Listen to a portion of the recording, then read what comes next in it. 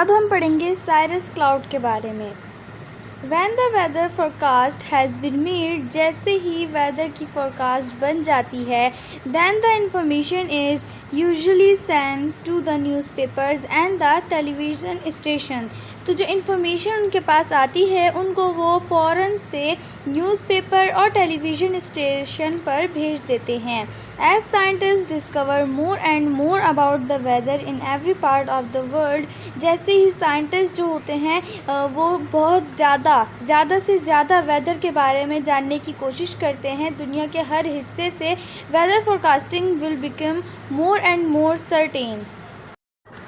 Weather forecasting जो है वो बहुत ही ज़्यादा ख़ास हो गई है। In these days of aeroplanes के दिनों में man study the weather up in the sky, यानी कि जब एरोप्लेन बन रहे थे तो लोगों ने आसमान के ऊपर का जो वेदर था उसके बारे में पढ़ना शुरू किया, so that they can tell whether it is safe for aeroplanes to travel in a certain direction. तो वो बता सके कि आपको जो एरोप्लेन है उसको किस डायरेक्शन में ट्रैवल करना है और कहाँ पे ये महफूज होगा इसको ट्रैवल करवाना। They study the clouds, the speed of the winds above the cloud.